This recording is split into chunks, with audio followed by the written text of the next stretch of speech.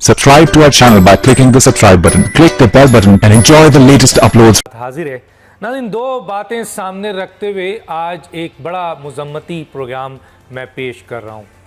एक ये कि पाकिस्तान की तारीख़ में पाकिस्तान की अदालत उज़्मा ने एक आइन और इंसाफ और क़ानून के मुताबिक एक तारीख़ी फ़ैसला दिया और पाकिस्तान के सबसे बड़े डॉन और ताकतवर करप्ट माफिया का एहतसाब किया।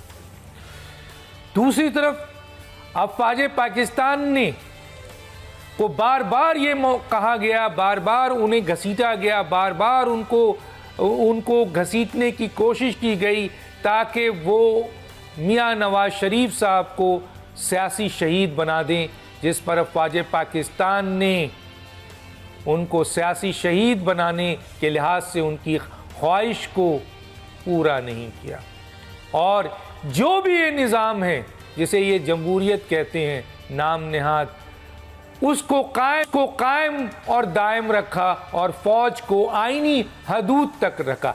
इन दो बातों की बुनियाद पर आज मियां नवाज शरीफ जो ताहयात नाअहल हो चुके हैं, बहुत अहम ज़राए के मुताबिक वो अब पीछे बैठकर अपने एजेंडों के ज़रिए इन दो अहम इदारों अदालत और फ़ौज से इंतकाम लेना चाहते हैं, जिसका नज़ारा आप देख सकते हैं गिलगित बल्तिस्तान के उस वज़ीर आला के बयान से, आज़ाद कश्मीर के उस वज़ीर आज़म के बयान से, और हालिया एक ऐसी खातून जिसका किरदार बड़ा मशकूक है, जिसके बारे में इत्तलात बहुत क्वेश्चनेबल है, जिसने हमेशा पाकिस्तान की अदालत को और पाकिस्तान की अफवाज को हमेशा उसके ख़िलाफ़ साजिश की है। वो ज़बान बोली है जो हमेशा भारत बोलता है। आज वो खड़ी हो रही है इन दो अहम इदारों के ख़िलाफ़ हर्जा सराई करने, तज़हीक करने के लिए।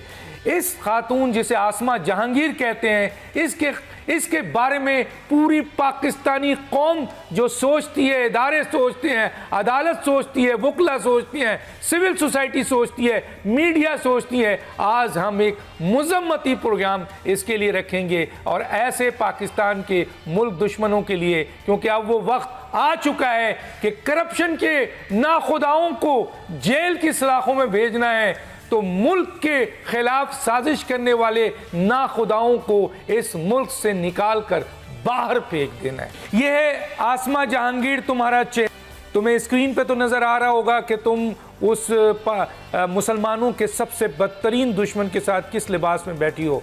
और ये ख़त जो आज कंवर दिलशाद साहब ने ऑन एयर किया है, जो स्टेटमेंट ऑन एयर किया है कि तुम्हारे फादर ने मगरबी पाकिस्तान पर हमला करने के लिए कहा था, तुम्हारे फादर ने मगरबी और वही किरदार आज आसमा जहांगीर तुम्हारा है। तुम फौज और तुम अदलिया के खिलाफ साजिश कर रही हो, किसके कहने पे कर रही हो ये सबको पता है। ज़ैद हामिद साहब, मियां नवाज शरीफ साहब के बारे में कहा जा रहा है जो अहम ज़राए, क्या वो ताहयात नाअहल हो चुके हैं हुकूमत से भी, सदारत से भी, लेकिन वो अब इन दोनों इदारों से, अदलिया और फौज से इंतकाम लेना चाहते हैं इन एजेंडों के ज़रिए। क्या कहते हैं सर? दानिश, आप और हम बरसों से प्रोग्राम कर रहे हैं और पूरी कौम को एक बात बड़ी वाज़े तौर पर बताते रहे हैं कि अगर हमने मिलिट्री एक्सेस के अलावा पॉलिटिकल, इकोनॉमिक और मीडिया एक्सेस के दहशतगर्दों को तबाह न किया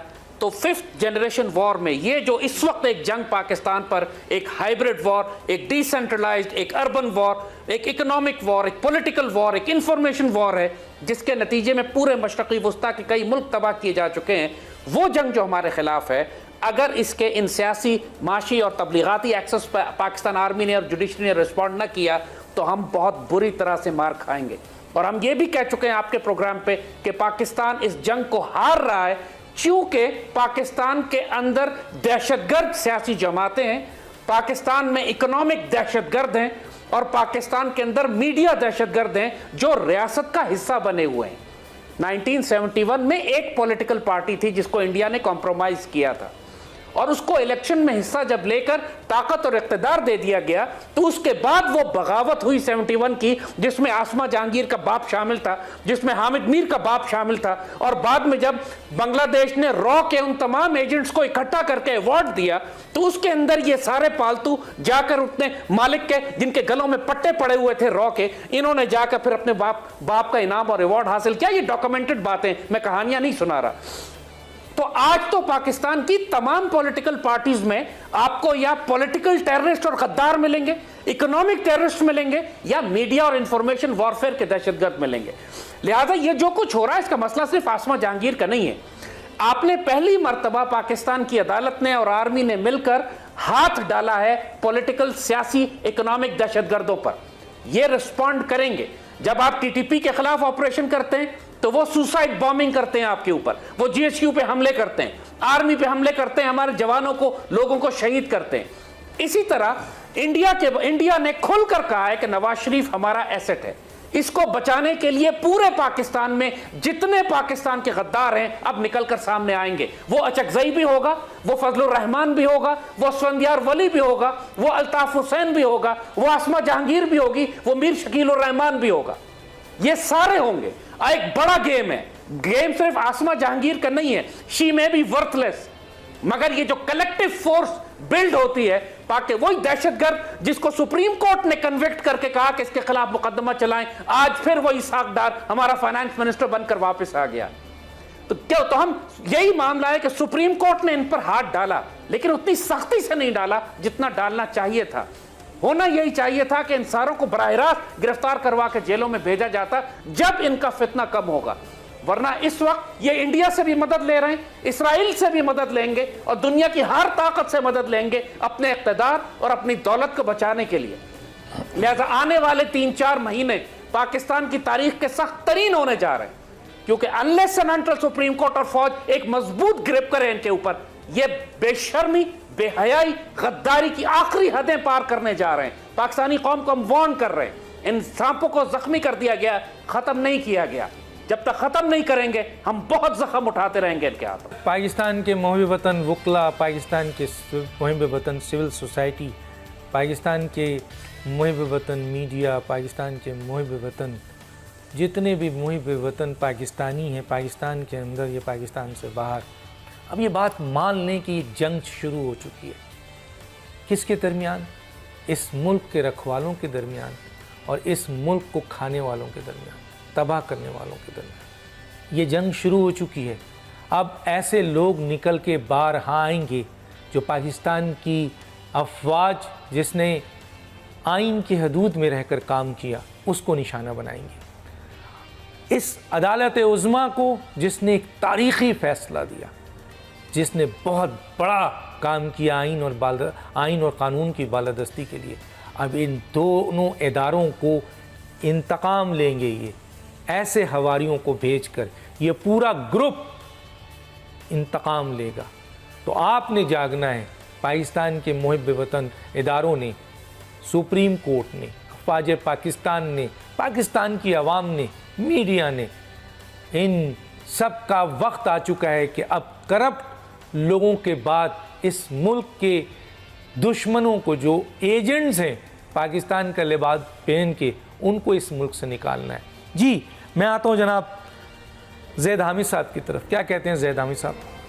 दानिश, बहुत सिंपल बात है कि पाकिस्तान आर्मी अकेले मुल्क को नहीं चला सकती। रियासत के सुतून होते हैं और हुकूमत वक्त मुल्क का बहुत बड़ा मरकज़ी सुतून होता है। और पाकिस्तान आर्मी ना इकोनॉमी चला सकती है, ना फॉरेन पॉलिसी चला सकती है, ना इंटरनेशनल डिप्लोमेसी चला सकती है। आज करने की कोशिश कर रही है फौज। पाकिस्तान का अगर पाकिस्तान आज बचा हुआ है, हमारा कोई मरकज़ है, तो पाक फौज की वजह से। लेकिन जो ख़तरा अब है आने वाले वक्तों में कि जब एक खुला गद्दार हुकूमत पाकिस्तान के मरकज़ पर है, ज़ख्मी हो चुकी है, अपनी करप्शन को बचाने के लिए आखिरी हद तक जाने को तैयार है, इंडियन एसेट है, और पाकिस्तान के सारे गद्दार उसको बचाने के लिए जब बाहर निकल कर आ गए, तो ये जाते जाते पाकिस्तान को तबाह करके जाना चाहते हैं। पाकिस्तान के पिछले 3-4 बरस में $14 अरब पाकिस्तान से इंडिया भेजे गए हैं। कितने सूटकेसेस में, अयान अली जैसे सूटकेसेस में कितने अरब डॉलर मुल्क से बाहर अब ले जाए जाएंगे। ये अपनी सारी दौलत अब यहां से निकालेंगे। जो इख्तियार और ताकत इनके पास है उसको इस्तेमाल करके ये रियासत को अंदर से डुबोएंगे, हमें अंदर से टॉर्पीडो करेंगे, सबोटाज करेंगे। तब ये सवाल अब जनरल कमर बाजवा को और चीफ जस्टिस साकिब निसार से करती है कौम कि आप कितना इंतजार करेंगे, वो कौन सा कट ऑफ टाइम है, वो कौन सी कट ऑफ लाइन है जिसके बाद आप ये कहें कि अब इस हुकूमत को डिसमिस करके, इसके गद्दारों को गिरफ्तार करके, इसके डाकुओं और चोरों को जेलों में डालकर एक पेट्रियोटिक, टेक्नोक्रेटिक, पाकिस्तान से मोहब्बत करने वाली सिविल अबूरी हुकूमत को लाया जाए। क्योंकि ये डेमोक्रेटिक प्रोसेस अब नहीं चल सकता। एमक्यूएम एक गद्दार पॉलिटिकल पार्टी है, कोई फर्क नहीं है एमक्यूएम पाकिस्तान में और एमक्यूएम लंदन में। बेवकूफ बनाना बंद कर दे अपने आप को कि ये दो अलग अलग ऑर्गेनाइजेशंस हैं। इसी तरह सबसे बड़े इकोनॉमिक दहशतगर्द पीपल्स पार्टी, जरदारी, अयान अली, उजैर बल्लोच और डॉक्टर आसिम के गैंग है। उनमें और पनामा शरीफ में कोई फर्क नहीं है। पाकिस्तान के नंगे मिल्लत, नंगे कौम, नंगे दीन फजलुर रहमान, अचकजई, असफंदियार ये पार्लियामेंट में बैठे हुए हैं। तो बात यही है कि ईस्ट पाकिस्तान में तो एक सियासी जमात थी जिसको रॉ ने खरीदा था, यहां तो आवे का आवा ही बिगड़ा हुआ है। तो कब तक पाक फौज और सुप्रीम कोर्ट इंतजार करेगी? ये सवाल अब कौम इनसे करती है कि आप कितना मुल्क को तबाह करने की इजाजत देंगे इन गद्दारों को जो अब खुल के सामने आ चुके हैं। ठीक है, मैं आता हूं जनाब आफ्ताब बाजवा साहब। आप सुप्रीम कोर्ट बार एसोसिएशन की बहुत अहम पोस्ट पे हैं और तमाम बार्स आपके साथ है। आज मैं आपसे मुतालबा करता हूं कि अगर मैं आपकी जगह होता तो सर मैं बाकर नजफी रिपोर्ट मॉडल टाउन को पब्लिक करने के लिए इंसाफ और कानून की अजादारी के लिए मैं बहुत बड़ा प्रोटेस्ट करता। मैं आपकी जगह होता आफ्ताब बाजवा साहब तो डॉन न्यूज़ लीक्स पब्लिक करने के लिए बहुत बड़ा वकला का प्रोटेस्ट करता। क्यों? क्योंकि यह हक और सच आवाम के लिए ज़रूरी है और यह आपका फ़र्ज़ है कि हक और सच आवाम को पब्लिक करें। और मैं वॉल्यूम 10 के लिए भी आपकी जगह होता आफ्ताब बाजवा साहब तो अपना कानूनी हक इस्तेमाल करता, प्रोटेस्ट भी करता, सुप्रीम कोर्ट भी जाता, हाई कोर्ट भी जाता। आफ्ताब बाजवा साहब आपकी जगह अगर मैं होता तो मैं ये करता। क्या कहेंगे सर? आपने डॉक्टर साहब मेरे दिल की बातें की हैं। आज यही बातें आज आपके सीनियर साफ़ी मेरे साथ जब प्रेस कॉन्फ्रेंस ख़त्म हुई तो बैठे थे। यही बाकर नजफी की रिपोर्ट, ये डॉन लीक्स की रिपोर्ट और स्पेशली वॉल्यूम 10 के ऊपर हमने बड़ा डिस्कस किया। मुझे सब कहने लगे कि बाजवा साहब वॉल्यूम 10 है क्या, तो मैंने उनको भी बताया और आपके चैनल से भी आज बताता चलूँ उसमें वॉल्यूम 10 के अंदर वो क्यों ख़तरनाक है, इसलिए कि उसके अंदर फॉरेन फंडिंग है।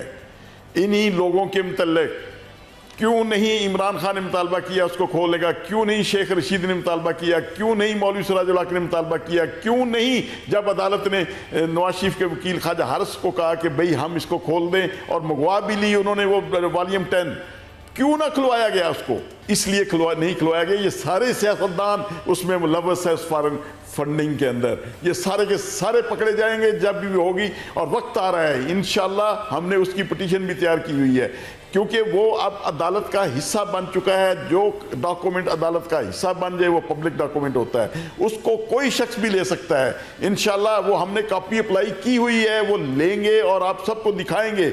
लेकिन वाजिद ज़िया साहब जो JIT के थे चेयरमैन, उनका ये कहना कि जनाब इसको ना खोला जाए, इसमें मुल्क की सालमियत के जो बहुत सारे जो हकाइक हैं जिसमें आपने जैसे जिक्र किया गद्दारों का, जैसे दिलशाद साहब ने गद्दारों की निशानदही की, तो उसमें बहुत बड़े गद्दार हैं उस वॉल्यूम 10 के अंदर। आने वाले वक्तों में ये सारी रिपोर्टें आएंगी चंद दिनों के अंदर और आप देखेंगे इंशाल्लाह रूल ऑफ लॉ जो है वो अब उसकी सुप्रीमेसी है।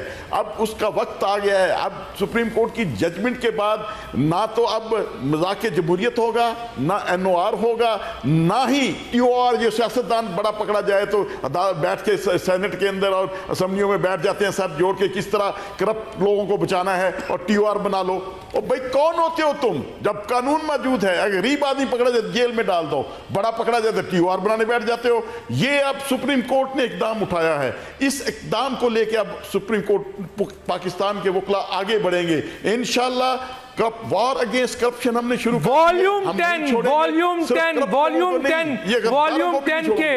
10 के लिए आफ्ताब बाजवा साहब, मेरे पास वक्त खत्म हो रहा है। वॉल्यूम 10 को पब्लिक करने के लिए आप कब पटिशन दाखिल कर रहे हैं? पूरी कौम सुन रही है सर। जनाब, मैंने एप्लीकेशन दे दी हुई है, लेकिन उसमें मैं आपको बता दूं, क्योंकि उसमें नेशनल इंटरेस्ट इन्वॉल्व है। वो national interest sorry, supreme court ने जब कहा कि अगर आप राजी हैं तो हम खोल देते हैं, तो क्या सुप्रीम कोर्ट को नहीं पता वो हिस्सा जो नेशनल इंटरेस्ट के खिलाफ है वो ना खोला जाए? लेकिन इन गद्दारों की जहां फंडिंग इन्वॉल्व है, करप्शन इन्वॉल्व है, वॉल्यूम 10 में उसकी तो इस्तदा कर सकते हैं। आखिरी मिनट है सर, क्या कहते हैं? लेकिन जी उसके लिए बड़ा जरूरी है, क्योंकि उसमें अभी एविडेंस मजीद कलेक्ट होनी है, वो अदारों ने करनी है, वो अदारों को रिपोर्टें जा चुकी हैं। वॉल्यूम 10 जो है, अब अदारों ने उस पर काम करके सुप्रीम कोर्ट को बताना है कि इसमें कौन कौन लोग मुलव्वस हैं। उसको जब वो भी रिपोर्ट आ जाएगी, क्योंकि आप खोलने, आप पब्लिक करने के लिए कब जा रहे हैं सर? उनकी कुछ पाबंदी है, आप पब्लिक करने जा रहे हैं सर? सर ये बाकर नकवी की रिपोर्ट, सर इंशाल्लाह बाकर नकवी की रिपोर्ट, हम करेंगे। डॉन न्यूज लीक्स की रिपोर्ट, वॉल्यूम 10 की report, supreme court, bar association, आइन और कानून का तहफ्फुज़ आपकी जिम्मेदारी है इंशाल्लाह। ठीक है सर, करेंगे और करके दिखाएंगे आप इंशाल्लाह। पूरी कौम आपके साथ होगी, पूरी कौम आपके साथ।